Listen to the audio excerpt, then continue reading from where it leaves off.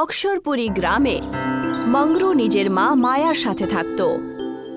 এই গ্রামে হাড়ের অসুখ সমস্ত লোকের ছিল, যেন এটা এখন সবার অসুস্থতা ছিল। আজ মংরু নিজের 60 বছরের মাকে হুইল চেয়ারে বসিয়ে লাকড়ির দোকানে নিয়ে যাচ্ছিল। কি খবর মংরু? আজকে মায়ের সাথে এখানে কি ব্যাপার?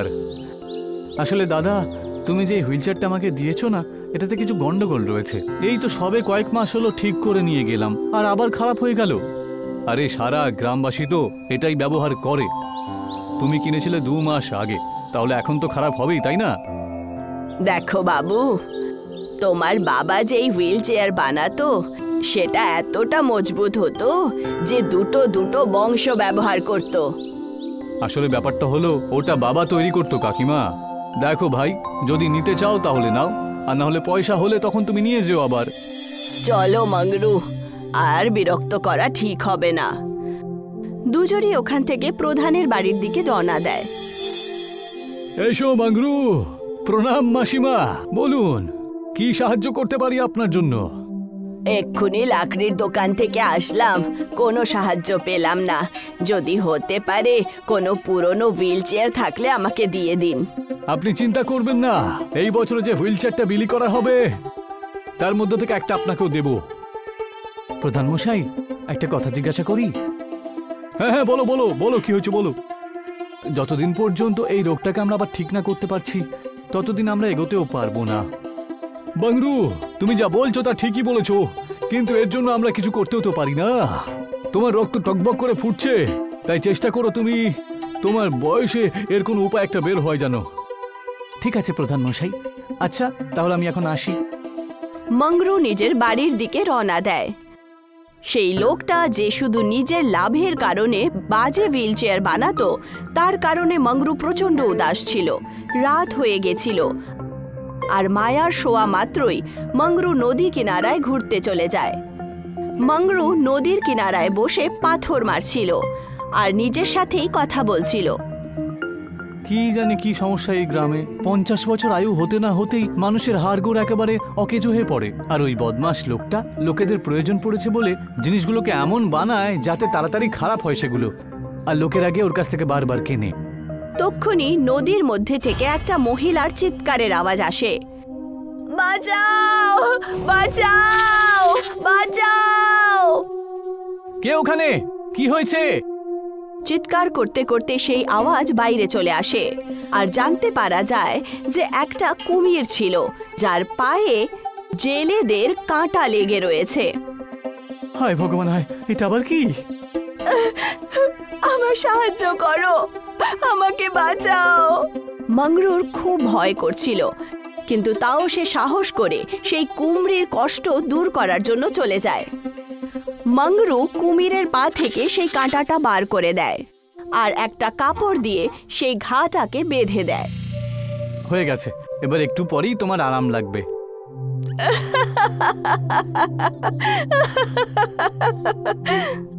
তক্ষুনি সেই কুমির একটা সুন্দরী জলকন্যার রূপে পরিবর্তিত হয়ে যায়, আর মংরুকে হাসতে হাসতে বলতে শুরু করে, আমি একটা জলকন্যা, আমার উপরে একটা অনেক বড় শ্রাপ ছিল। আমি নিজের রূপের অহংকারে একটা ঋষিকে বাজে কথা বলেছিলাম আর ওনার অপমান করেছিলাম। তখন থেকে উনি আমাকে অভিশাপ দিয়েছিলেন যে আমার ভয়ঙ্কর কুমিরের মতো চেহারা হবে, আর কোনো সাহসী আর সৎ মানুষ হবে যে এই রূপটাকে দেখে আমার সাহায্য করবে। তখন আমি অভিশাপ থেকে মুক্তি পাব। সাহস, ধৈর্য, সততা, এই সব কিছু আছে তোমার মধ্যে। এই সব গুণের কারণেই আমি খুশি হয়ে তোমাকে একটা ইচ্ছে চাওয়ার সুযোগ দিচ্ছি। আমি নিজের জন্য কিছুই চাই না দেবী, তবে যদি আপনি চান তাহলে এই গ্রামে যে রোগটা ছড়িয়ে পড়েছে হাড়ের, সেটা যদি ঠিক হয়ে যায় তাহলে খুব ভালো হয়। একদম ঠিক হবে, তথাস্তু, হয়ে যাবে। তোমার বাড়ির কাছে একটা কুঁয়ো চলে আসবে। ওই কুঁয়োতে শুধু দুধ দিয়ে তৈরি জিনিস তুমি নিজের ইচ্ছে মতো বার করতে পারো।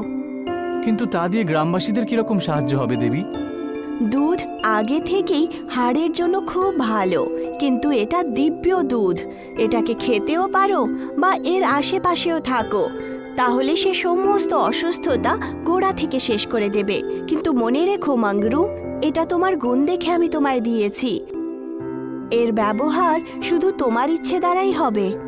এখন আমি বিদায় চাইছি। কল্যাণ হোক।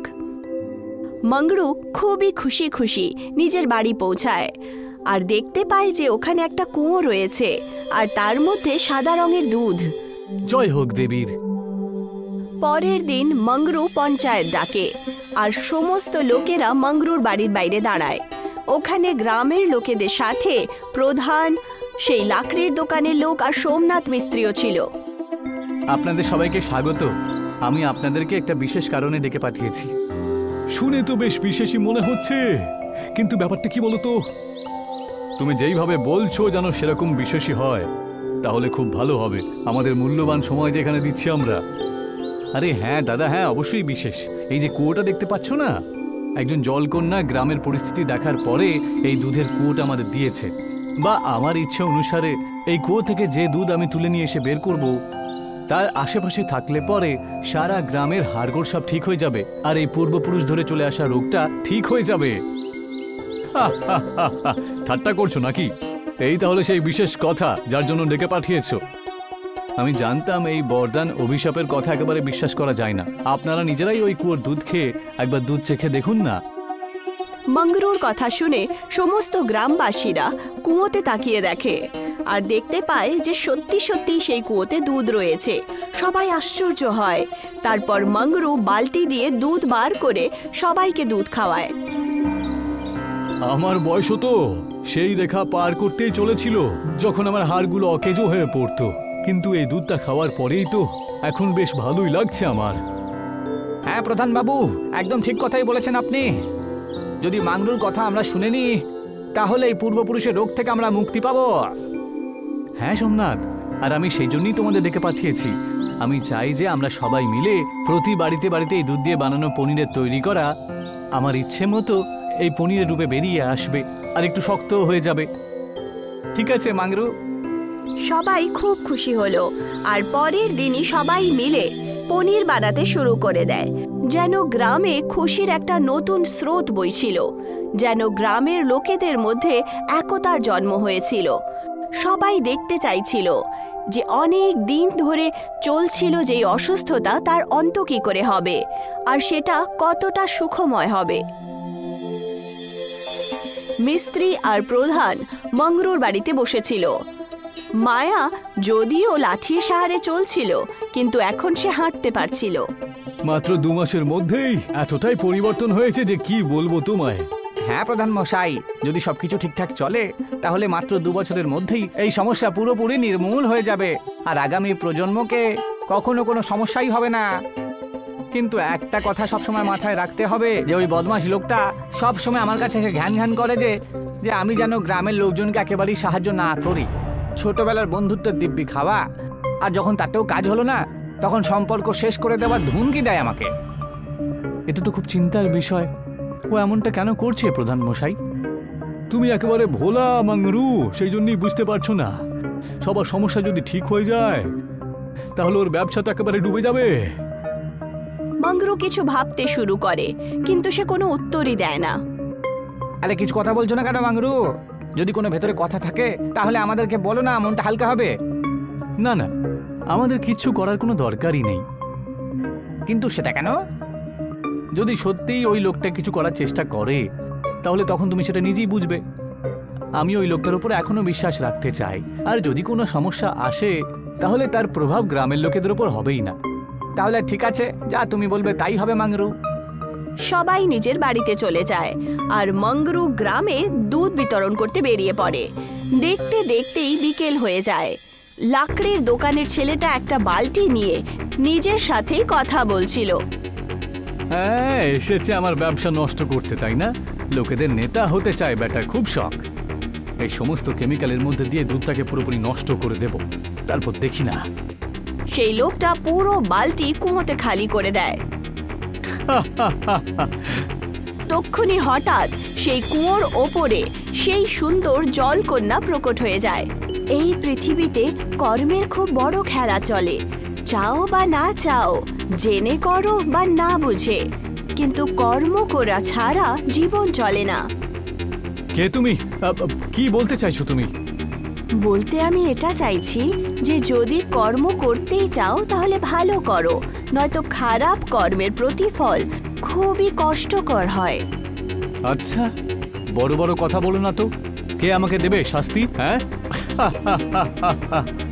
তোমার বাজে ভাবনা আর কর্মের শুধু একটাই উপায় রয়েছে। আমি তোমাকে শ্রাপ দিচ্ছি যে তোমার হাড় খুব নরম হয়ে যাবে আর তুমি নিজের ওজনও তুলতে পারবে না।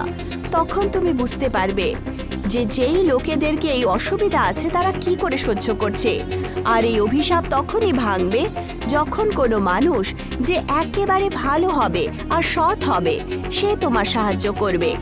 সে তোমার কর্মকে জেনেও তোমাকে ক্ষমা করে দেবে। তক্ষুনি হঠাৎ করে সে একটা নরম বস্তুর মতো মাটিতে পড়ে যায় আর জলকন্যা ওখান থেকে গায়েব হয়ে যায়। বাঁচাও, বাঁচাও আমাকে! আরে বাঁচাও, কেউ বাঁচাও, বাঁচাও আমাকে! মংরু তক্ষুনি সোমনাথের সাথে ওখানে পৌঁছায় আর দেখতে পায় যে সে লোকটা একটা নরম বস্তুর মতো মাটিতে শুয়ে আছে। আরে ভাই, তোমার কি হয়ে গেল? আরে আমাকে রক্ষা করো, আমায় ক্ষমা করে দাও, এই অভিশাপ থেকে মুক্ত করো। কিন্তু তুমি এমন কি করলে বলো তো? আসলে ওই লোকটা কাঁদতে কাঁদতে সমস্ত কথা বলে দেয়। সোমনাথ খুব রাগের চোটে বলে ওঠে, কিন্তু তুমি যা করেছো তা ক্ষমার যোগ্য একেবারেই নয়, বুঝলা? আমায় ক্ষমা করে দাও, ক্ষমা করে দাও ভাই, আমায় ক্ষমা করে দাও। তোমাকে এটা বুঝতে হবে যে কুকর্ম করার জন্যই তুমি এই অভিশাপটা পেয়েছো। মানুষের যন্ত্রণার সুযোগ তো তুমি নিয়েইছো, কিন্তু যখন তারা এই যন্ত্রণা থেকে মুক্তি পাওয়ার চেষ্টা করে তুমি তখন তাদের আবার সেই যন্ত্রণায় ফেলে দেবার চেষ্টা করেছো। আমি জানি, আমি সব বুঝতে পারছি। যখন যা নিজের উপরে হচ্ছে তখন সেটা বুঝতে পেরেছি। আমার বাবা মানুষজনের এত উপকার কেন করেছিল বুঝেছি। ঠিক আছে, আমি কোনো শর্ত ছাড়াই তোমায় ক্ষমা করে দিচ্ছি, আর আশা করছি তোমার ভেতরের মনুষ্যত্ব এবার জেগে উঠবে। তক্ষুনি সে ঠিক হয়ে ওঠে আর হাত জোড় করে মংরুকে প্রণাম জানায়। ঘটনার কিছু বছর পরই গ্রামের এই পুরনো অসুস্থতা একেবারে ঠিক হয়ে যায়। যমুনা এক পরিশ্রমী আর বড় মনের মহিলা ছিল। সে খুবই সুস্বাদু কুলফি বানিয়ে সুলতানপুরে বিক্রি করত। কুলফি বিক্রি করেই ও নিজের পেট চালাতো। বাচ্চারা ওর কুলফি খুবই পছন্দ করত। কুলফি নেবে? কুলফি, কুলফি নিয়ে নাও। একটা কুলফি কত করে দিচ্ছ? 5 টাকা বাবা। আমার কাছে তো 1 টাকাই আছে। ঠিক আছে, 1 টাকাই দিয়ে দাও। এই নাও কুলফি। যমুনার বড় মন দেখে ওর বান্ধবী একটু চিন্তিত হয়ে যেত। যমুনা, তুই যদি এত সস্তায় কুলফি বিক্রি করতে থাকিস তাহলে তোর অনেক লোকসান হবে। তুই নিজের ঘর কি করে চালাবি? আমার তো শুধু এই বাচ্চাদের কুলফি খাওয়া দেখে আনন্দ হয় খুব। যমুনা একদিন রাস্তায় পাশে গরমে নাজেহাল একটা কুকুরকে দেখল। যমুনা ওকেও একটা কুলফি খাওয়ালো। তারপর থেকে কুকুরটা যমুনার সাথেই থাকতে লাগলো। যমুনা কুলফি বিক্রি করতে বেরোতো, তখন কুকুরটাও তার পেছনে গলি গলিতে গিয়ে ঘুরতো। যমুনার সুস্বাদু কুলফি আস্তে আস্তে সারা সুলতানপুরে প্রসিদ্ধ হয়ে গেল। সমস্ত বাচ্চারা এখন শুধু ওর থেকেই কুলফি কিনে খেত। বাচ্চারা ওকে ভালোবেসে যমুনা মাসি বলে ডাকতো।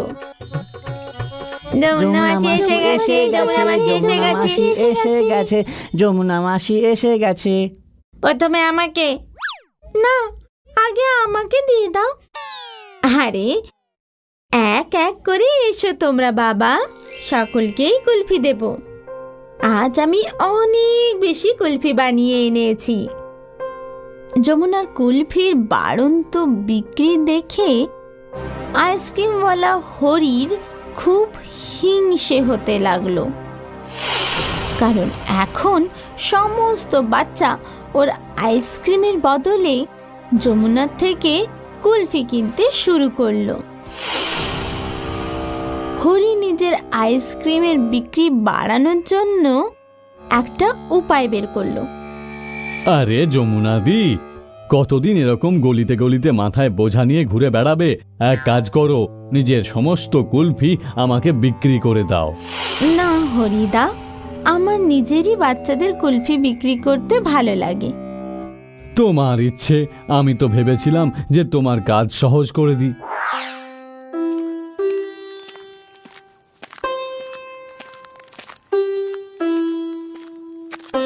একে কুলফি বিক্রি করা আটকানোর জন্য আমাকেই কিছু করতে হবে। যমুনা কুলফি বিক্রি করার জন্য গ্রামে ঘুরতো, আর সেই কুকুরটাও ওর সাথেই ঘুরতো। যমুনা একটা গলি থেকে বেরোনোর সময় কুলফির জন্য আওয়াজ দেয়। তখনই হরি সাইকেলে যমুনার পিছু নেয়। সুযোগ বুঝেই আমি ওকে ধাক্কা দিয়ে ফেলে দেব, তাহলে ওর সমস্ত কুলফি নষ্ট হয়ে যাবে। হরি যমুনাকে ধাক্কা দেওয়ার জন্য যেই না কাছে পৌঁছলো,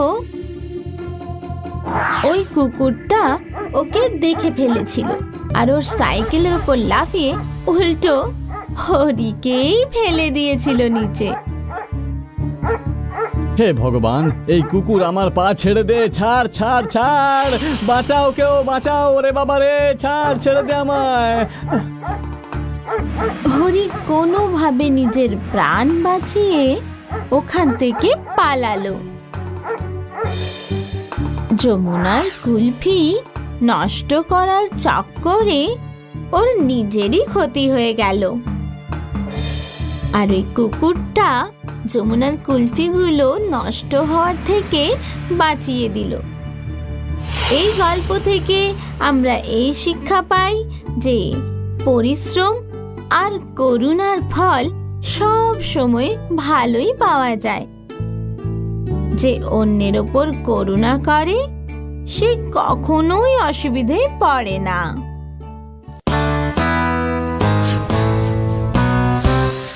এই গল্প হলো বিমলা আইসক্রিম বিক্রেতার। ও নিজের আইসক্রিমের জন্য খুব বিখ্যাত ছিল। আমার অরেঞ্জ ফ্লেভার চাই, আর আমার লেবু, আর আমার তো স্ট্রবেরি ফ্লেভার চাই। হ্যাঁ হ্যাঁ, সবাইকে দিচ্ছি। বিমলার হাতে সবসময় 1 ঘন্টা থাকতো। যখন ও ঘন্টা বাজতো তখন এলাকার সব ছোট বাচ্চারা ওর কাছে দৌড়ে চলে আসতো। এই শহরে একটা আইসক্রিমের দোকানও ছিল, কিন্তু কোনো বাচ্চা ওই দোকানে আসতো না। জানি না এই বিমলা বাচ্চাদের উপর কি জাদু করেছে, আমার আইসক্রিম কেউ খেতেই আসে না। তখনই ওখান থেকে বিমলা যাচ্ছিল। আরে ও বিমলা, বলুন, এমন কি আছে তোমার আইসক্রিমে? আমি আপনাকে কেন বলতে যাব? আচ্ছা ছাড়ো, একটা আইসক্রিম দিয়ে যাও। আপনার কাছে তো এতগুলো আইসক্রিম আছে, ওইগুলোই খান। আইসক্রিমের দোকানদার অবাক হয়ে গেল, আর বিমলা ওখান থেকে চলে গেল। এবার দোকানদার চিন্তায় পড়ে গেল যে কিভাবে এই বিমলা নামের কাঁটাটিকে বের করবেন। কোনো তো রাস্তা নিশ্চয়ই আছে এই বিমলার সাথে টক্কর নেবার। পরের দিন আবার বিমলা প্রতিদিনের মতো আইসক্রিম বানিয়ে নিল, আর আইসক্রিমটি বিক্রি করতে বেরিয়ে পড়ল। বিমলা ঘন্টা শুনে সব বাচ্চারা ওর দিকে দৌড়ে চলে আসে, আর বিমলা একটা একটা করে সব বাচ্চাদের আইসক্রিম দিল। আজ বিমলার ভালো বিক্রি হচ্ছিল। মনে হচ্ছে আজ দুপুরের মধ্যে আমার সব আইসক্রিম বিক্রি হয়ে যাবে। আর এইরকমই হলো। বিমলা ভরা দুপুরে ওর শেষ আইসক্রিমটিও বিক্রি করে দিল, আর খালি বাক্স নিয়ে ওই আইসক্রিমের দোকানের সামনে দিয়ে সে যাচ্ছিল। দেখো, আমার তো সব আইসক্রিম বিক্রি হয়ে গেছে, আর আমার তো সব পড়ে পড়ে নষ্ট হচ্ছে। এটা তুই কি করে বুঝবি যে আমার কত লোকসান হচ্ছে? যদি আমার কাছেও কেউ থাকতো তোমার মতো, যে ঘুরে ঘুরে আমার আইসক্রিম বিক্রি করতো। আর তখন দোকানদারের মাথায় একটা বুদ্ধি এলো। শোনো বিমলা, এতে তোমারও লাভ আছে আর আমারও লাভ। কিন্তু কিভাবে? আমার এই আইসক্রিম তুমি গ্রামে ঘুরে ঘুরে বিক্রি করে দাও, আর আমি তোমাকে অর্ধেক টাকা দেবো। অন্তত আমার কোনো লোকসান তো হবে না। বিমলা একটু ভাবলো। প্রস্তাবটি খুব খারাপ নয়, কিন্তু কোনো কিন্তু নয়। এই নাও। দোকানদার বিমলার বাক্সতে ওর আইসক্রিমগুলো ভরে দিল। আর তারপর বিমলা বেরিয়ে পড়লো আইসক্রিম বিক্রি করতে। আর সব সময়ের মতো বাচ্চারা বিমলার থেকে আইসক্রিম কেনা শুরু করে দিল। সন্ধ্যের মধ্যে বিমলা সব আইসক্রিম বিক্রি করে দিল। এই নাও ভাই, আজকে সব উপার্জন। আরে বাবা, কতদিন ধরে এই আইসক্রিমগুলি আমার দোকানেই পড়েছিল, তুমি তো একদিনেই সব বিক্রি করে দিলে। এই নাও তোমার ভাগের টাকা। বিমলা অনেক টাকা পেল। এটা নিয়ে বিমলা খুব খুশি ছিল। এরপর বিমলা ওর বাড়ি গেল আর আজ খুশিতেও খুব নাচতে লাগলো। কিছুক্ষণ পরে ওর দরজাতে জোরে জোরে কেউ ধাক্কা মারতে লাগলো। বিমলা, দরজা খোলো, দরজা খোলো। আসছি। বিমলা দরজা খুলে দেখলো অনেকজন গ্রামবাসী হাতে লাঠি নিয়ে দাঁড়িয়ে আছে। আরে কি হলো? তুমি আমার বাচ্চাদের জীবনের সাথে খেলা করছো। তুমি ওদের পোকা ধরা আইসক্রিম খাইয়েছো। না, আমি কেন এরকম করব? তাহলে কি আমরা মিথ্যা বলছি? এই দেখো, এটা তোমারই আইসক্রিম তো। বিমলা আইসক্রিমটি দেখলো আর ভাবলো এটা তো ওই আইসক্রিমের দোকানের আইসক্রিম। আরে, তোমার কাছে এটা আশা করিনি। তুমি আমার বাচ্চাদের জীবনের সাথে খেলা করছো। কাল থেকে গ্রামে তোমার আইসক্রিম কেউ কিনবে না। পঞ্চায়েত ওখান থেকে রেগে চলে গেল আর সাথে সব গ্রামের লোকেরাও। আর বিমলা ওখানে বসে কাঁদতে থাকলো। কত বড় বোকা আমি! যদি আইসক্রিম বিক্রি করার আগে একবার আমি দেখে নিতাম।